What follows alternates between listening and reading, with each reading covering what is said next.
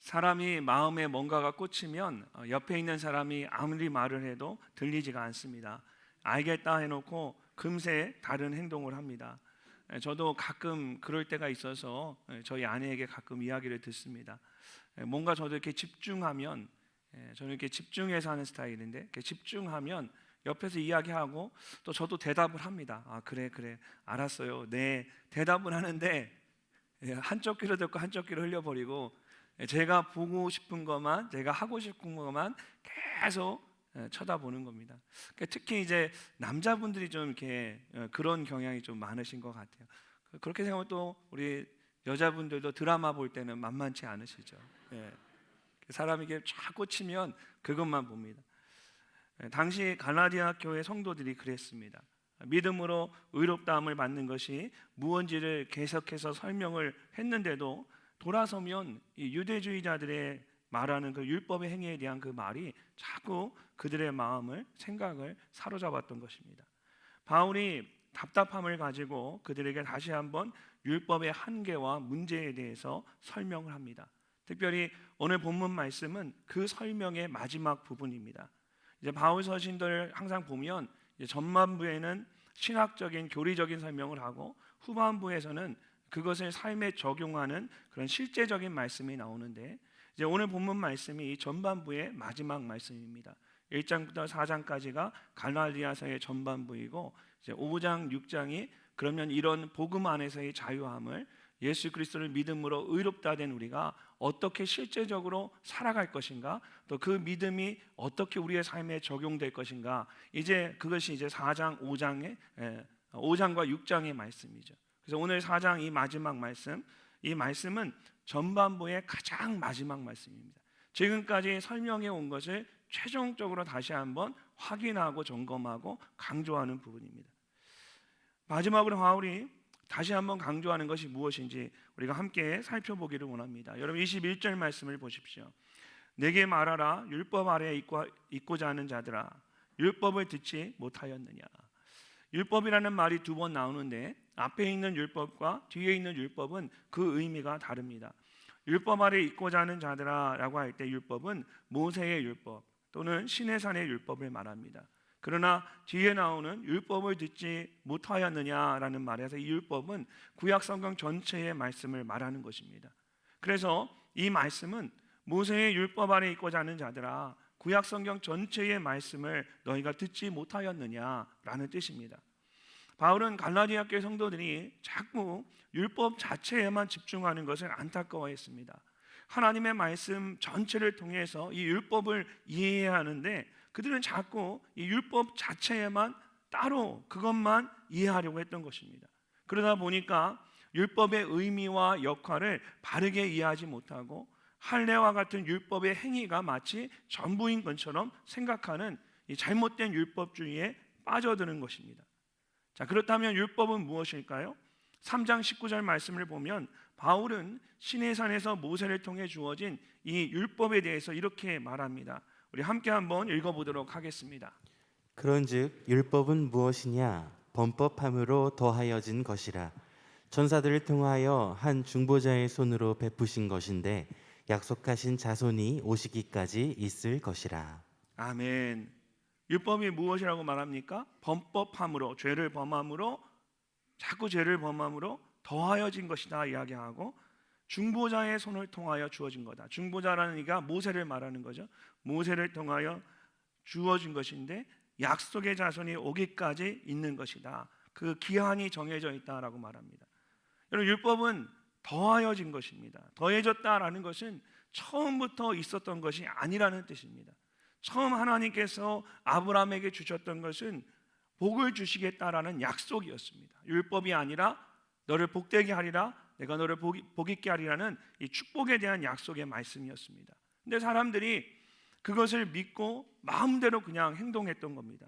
불법을 행하고 죄를 짓는 것을 보면서 그들의 삶을 바르게 이끌기 위해서 나중에 시내산에서 한 중보자인 모세를 통해서 이스라엘 백성들에게 주신 것이 바로 율법입니다. 그렇다면 이 율법의 기능은 무엇일까요? 3장 24절을 보면 바울은 율법의 기능과 목적에 대해 이렇게 말합니다. 우리 함께 한번 읽어보도록 하겠습니다. 이같이 율법이 우리를 그리스도께로 인도하는 초등교사가 되어 우리로 하여금 믿음으로 말미암아 의롭다함을 얻게 하려 함이라.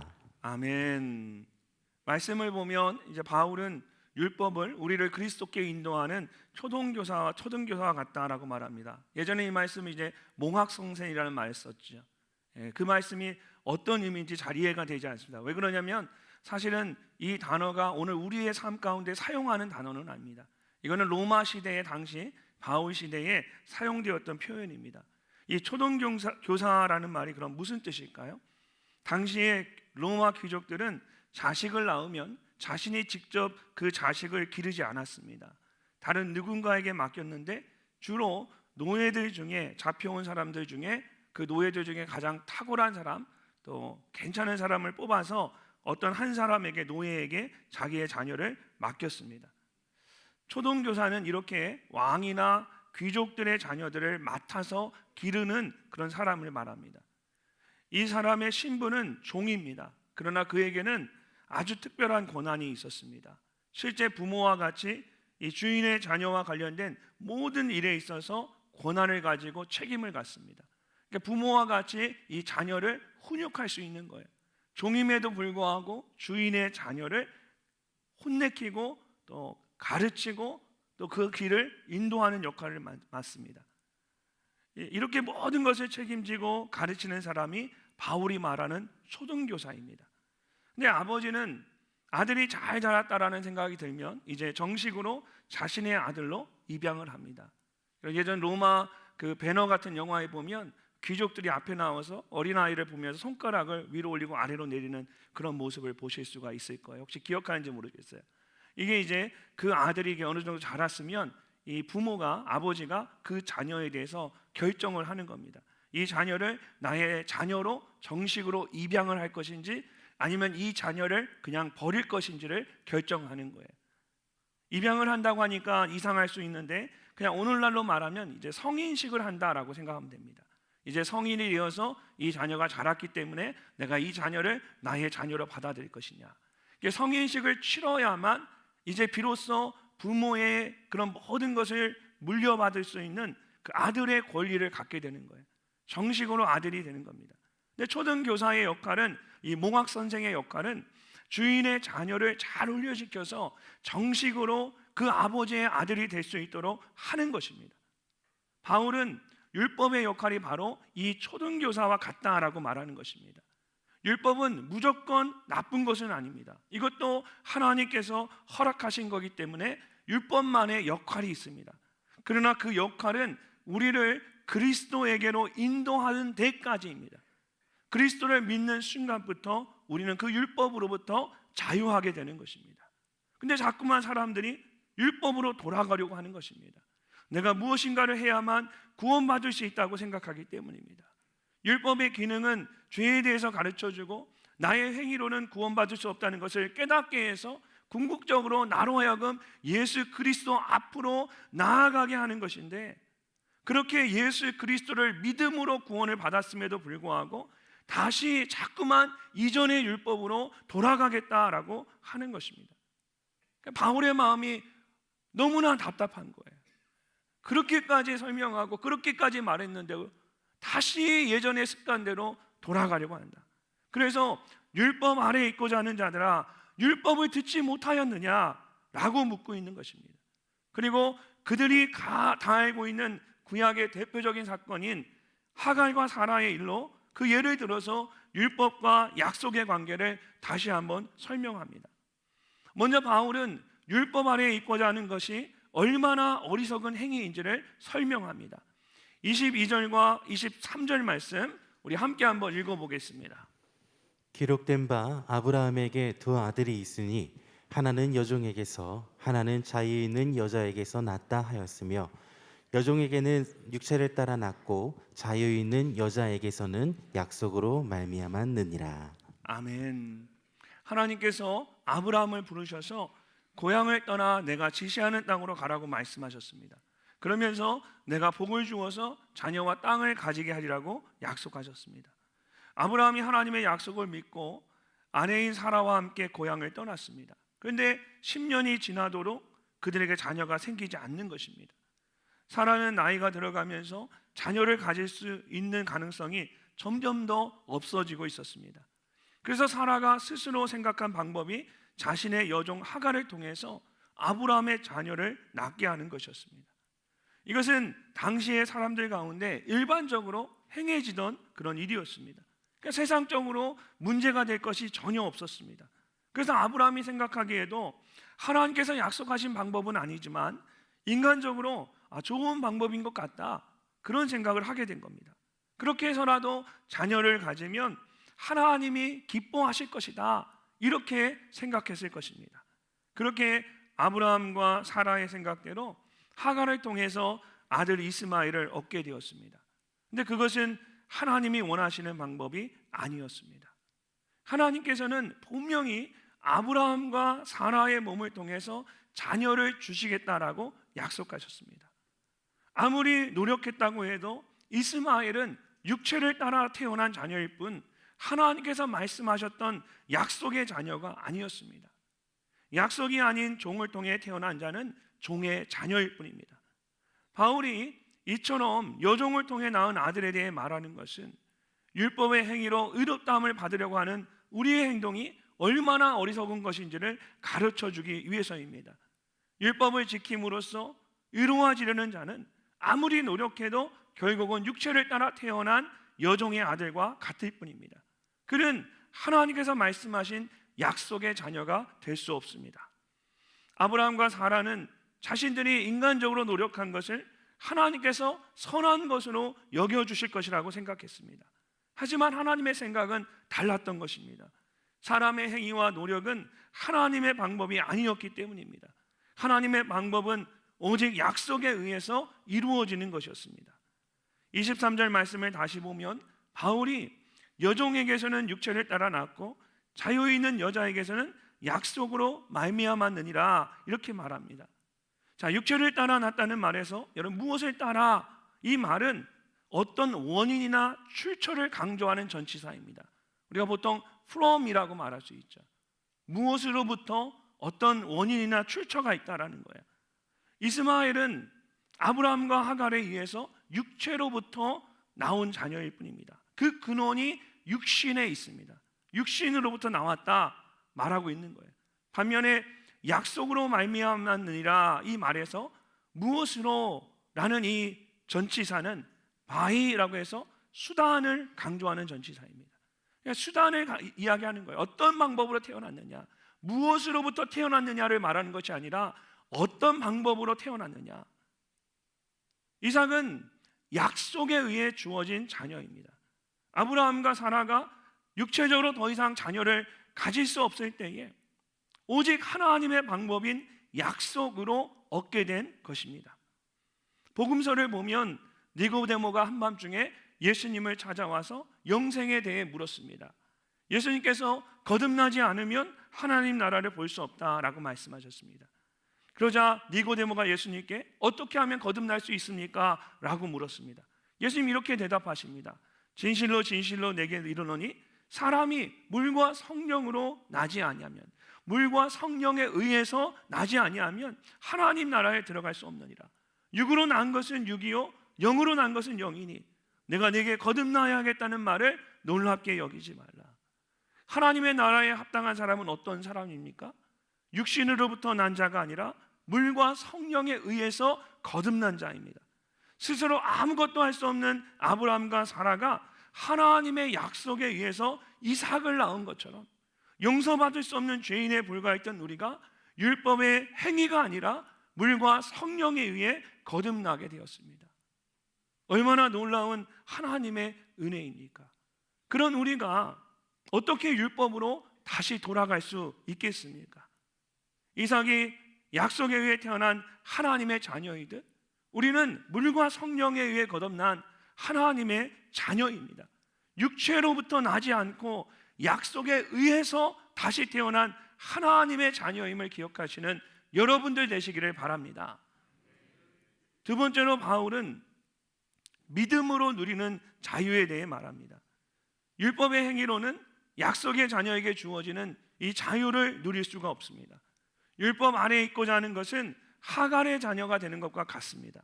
근데 하갈이 종의 신분이었기 때문에 하갈에게서 난 자녀들은 결국 종의 자녀일 수밖에 없습니다.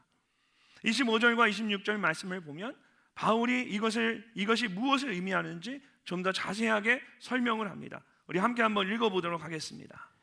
이 하갈은 아라비아에 있는 신의 산으로서 지금 있는 예루살렘과 같은 곳이니 그가 그 자녀들과 더불어 종노릇하고 오직 위에 있는 예루살렘은 자유자니 곧 우리 어머니라. 아멘. 바울이 영적인 계보에 대해서 말하는 거예요. 하갈의 계보와 사라의 계보가 뭐 어떻게 다르는지 이 계보에 대해서 쭉 라인업을 하고 있습니다. 여러분, 바울은 사라의 여종이었던 하갈을 아라비아에 있는 신의 산과 같다라고 말합니다. 신의 산은 어떤 곳입니까? 모세가 하나님으로부터 율법을 받았던 곳입니다. 그리고 그곳에는 이제 바울 당시에 그곳에 예루살렘이 있는 곳이 되었습니다. 바울 당시에 예루살렘은 율법을 가장 중요하게 여기는 유대주의자들의 메인 캠프가 있는 곳이었습니다. 결국 바울이 말하는 하갈과 신의 산과 예루살렘의 공통점이 무엇입니까? 그것은 율법입니다. 바울은 하갈과 신의 산과 예루살렘을 서로 연결해서 율법을 따라 살아가는 그 삶에 대해서 말하고 있는 것입니다. 근데 그렇게 살아가면 어떻게 됩니까? 그가 그 자녀들과 더불어 종노릇하고 결국은 하갈의 계보를 이어가는 그 삶이 종노릇할 수밖에 없다라는 겁니다. 그렇게 연결되어져 있습니다. 반면에 자유를 누리며 살아가는 사람이 있습니다. 바울은 그를 위에 있는 예루살렘에 살고 있는 사람이라고 말합니다. 그리고 그 사람이 자유자이고 곧 우리의 어머니라고 말합니다.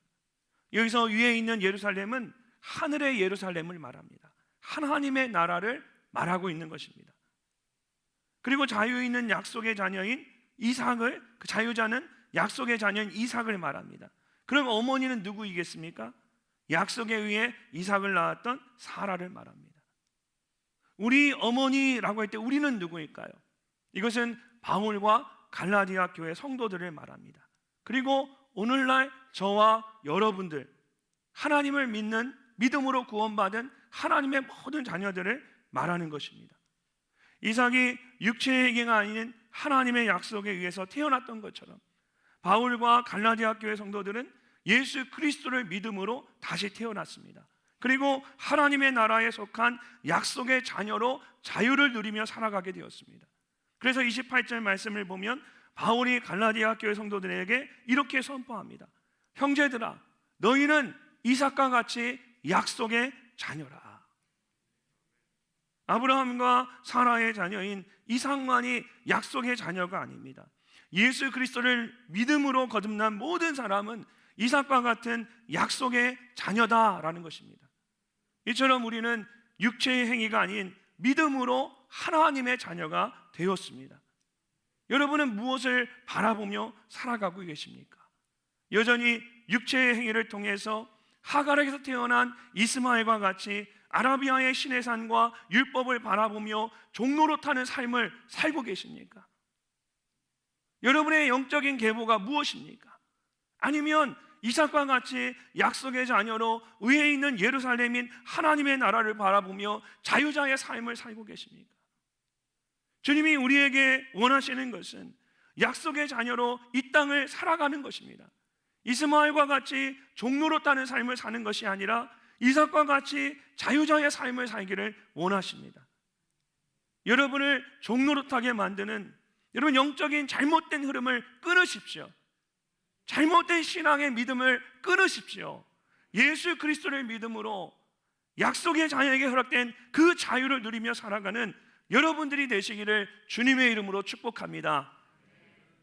이처럼 자유를 누리며 살아가는 것은 약속의 자녀인 성도에게 주어지는 특권입니다. 29절 말씀을 보시면 바울은 육체를 따라 태어난 자가 약속에 의해 태어난 자를 박해한다라고 합니다. 그러나 그때의 육체를 따라 난 자가 성령을 따라 난 자를 박해한 것 같이 이제도 그러하도다.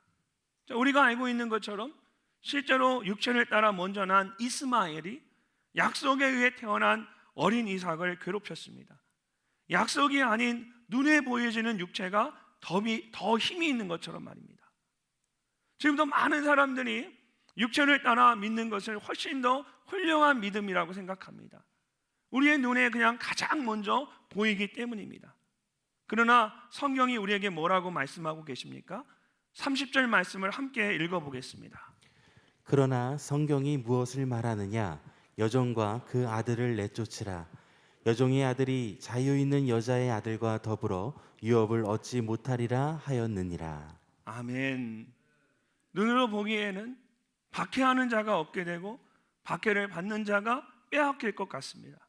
하지만 하나님은 박해하는 이스마엘을 내쫓으라고 말씀하십니다. 육체를 따라 태어난 종의 자녀는 유업을 얻을 수 없고 오직 약속에 의해 태어난 자녀만이 유업을 얻을 수 있기 때문입니다. 때로는 조급함이 우리의 눈을 가리고 마음을 잃어버리게 할 때가 있습니다. 이스라엘 백성들은 모세가 시내산에 올라간 40일을 기다리지 못하고 금으로 송아지 우상을 만들어 하나님의 노여움을 샀습니다. 사울은 기다리던 선지자 사무엘이 빨리 오지 않자 조급한 마음에 자신이 직접 제사를 드렸습니다. 그들이 이처럼 조급함을 참지 못하고 잘못된 선택을 한 것은 하나님과 하나님이 하실 일에 대한 믿음이 부족했기 때문입니다. 그래서 스스로 무엇인가를 해야만 한다라고 생각했던 것입니다. 이처럼 믿음이 부족하면 조급하게 됩니다. 그리고 조급해지면 결국 내가 뭔가를 해야 한다는 생각에 실수하게 됩니다. 여러분, 복음서를 보면 예수님께서 제자들에게 믿음이 없다라고 말씀한 적이 없으십니다. 항상 예수님은 제자들에게 믿음이 적은 자요, 믿음이 작은 자요, 왜 의심하느냐라고 말씀하셨습니다. 제자들은 예수님과 함께 있었음에도 불구하고 믿음이 적어서 쉽게 두려움에 사로잡히곤 했습니다. 약속의 자녀에게 주시는 그 자유를 온전히 누리기 위해서는 우리에게 겨자씨만한 작은 믿음일지라도 약속의 자녀에 대한 진실한 믿음이 있어야만 합니다. 31절 말씀을 보면 바울은 갈라디아 교회 성도들에게 말합니다. 그런즉 형제들아, 우리는 여종의 자녀가 아니요 자유 있는 여자의 자녀니라. 아멘. 이 말씀은 여러분 갈라디아서의 결국 갈라디아 전체의 결론으로 말하는 겁니다. 1장부터 4장까지가 전반부가 바울이 말하고자 하는 그 교리적인 신학적인 설명의 마지막 부분입니다. 이제 5장과 6장은 실제적인 부분을 말하는 거기 때문에 결국 바울이 여러 가지 이야기를 쭉 했지만 율법의 기관인 예수 그리스도를 믿음으로 의롭다함을 받는다고 말하면서 사라와 하갈까지 예를 들어서 설명을 쭉 해왔는데 결국은 이 말씀 하고 싶은 거예요. 우리는 여종의 자녀가 아니라 자유 있는 여자의 자녀다. 사랑하는 성도 여러분, 우리는 종의 자녀가 아니라 자유 있는 자의 자녀인 줄로 믿습니다. 우리는 하나님의 나라를 유업으로 받은 약속의 자녀입니다. 하나님은 우리가 종의 자녀와 같이 눌린 자의 삶을 살기를 원치 않으십니다. 자유 없는 자녀처럼 두려움에 사로잡힌 삶을 사는 것을 원치 않으십니다. 오직 의인은 믿음으로 말미암아 산다라고 말씀하셨습니다. 예수 그리스도께서 우리를 약속의 자녀로 삼기 위해서 모든 고난을 당하시고 십자가 위에서 죽으셨습니다. 또한 죽음을 이기시고 다시 살아나심으로 부활의 첫 열매가 되어주셨습니다. 이 모든 것이 우리를 약속의 자녀가 되게 하기 위해서 하나님께서 우리를 위하여 행하신 일들입니다. 그것을 믿음으로 우리는 죄와 죽음으로부터 자유함을 이미 얻었습니다. 하나님의 약속의 자녀가 되었습니다.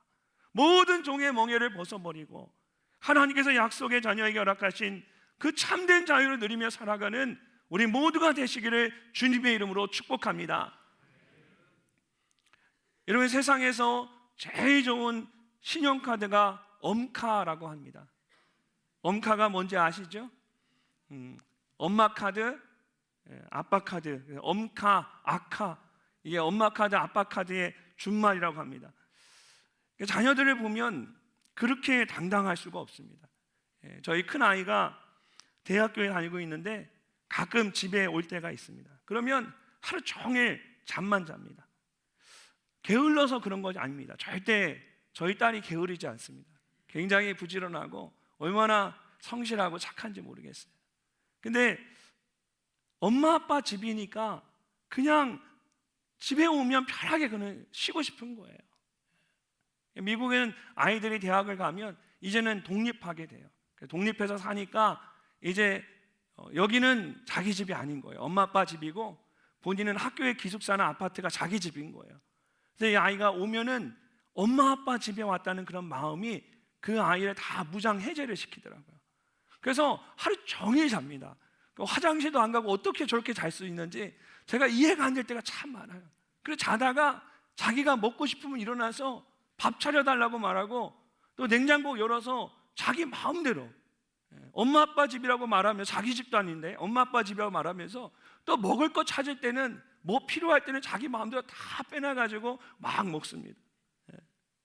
그래서 지금 저희 부모님이 제 대신 저희 아이들을 가서 돌보고 있는데 아이들과 같이 있는데 저희 부모님이 한 번은 저한테 이해가 안 돼서 전화를 오신 거예요. 야, 예진이가 와서 하루 종일 자는데 이거 괜찮은 거야? 왜 그러냐? 그걸 묻더라고요. 그래서 제가 아유 어머니 괜찮아요. 그러니까 엄마 아빠 집에 와서 편해서 너무 좋아서 그렇게 쉬고 있는 거예요. 그래서 저희 아이들을 제가 그러면 가끔 아이들에게 저희가 묻습니다. 야, 엄마 아빠한테 너희들 뭐 맡겨놨니? 그러면 아이들이 웃으며 하는 말이 있죠. 엄마잖아, 아빠잖아. 우리는 엄마 아빠의 이쁜 딸이고 멋진 아들이잖아. 누군가의 자녀라는 것이 정말 이렇게 특별합니다. 정말 이렇게 아주 우리를 당당하게 만들고 우리의 삶을 떳떳하게 만들어줍니다. 근데 여러분, 우리가 하나님의 자녀입니다. 예수 그리스도를 믿음으로 우리 모두가 하나님의 자녀가 되었습니다. 우리가 하나님의 자녀가 된 것은 약속을 따라 그냥 되어진 것이 아닙니다. 우리의 입장에서는 그냥 믿음으로 의롭다함을 받은 것 같지만 여러분, 사실 하나님의 입장에서 생각해 보면 이것은 그냥 되어진 것이 아닙니다. 그 약속을 이루기 위해서 하나님은 자신의 하나밖에 없는 아들 예수 그리스도를 십자가에 내어주셨습니다. 우리는 그렇게 하나님의 자녀가 되었습니다. 자녀가 부모 앞에서 당당할 수 있는 것은 자신이 자녀라는 것을 알기 때문입니다. 그리고 자신의 부모를 믿기 때문입니다. 저희 아이들이 집에 와서 그냥 편하게 있어도 제가 화가 나지 않는 것은, 그게 밉지 않은 것은 이 아이가 정말 나의 자녀이구나, 이 아이가 나를 부모로 생각하는구나, 이 아이가 나를 정말 믿어주고 있구나, 아버지의 집이고 아버지의 품이구나, 그 아이의 마음이 느껴지니까 저는 하나도 그게 어렵지가 않은 거예요. 우리는 하나님의 자녀이고 우리의 영적인 부모는 하나님이십니다. 하나님께서 여러분 한 분 한 분을 하나님의 약속의 자녀 삼으셨습니다. 이것을 믿음으로 힘있게 일어서시는, 모든 악한 영적인 계보를 다 끊으시고 하나님의 약속의 자녀로 힘있게 일어서시는 우리 모든 뒷사랑의 지체들 되시기를 주님의 이름으로 축복합니다.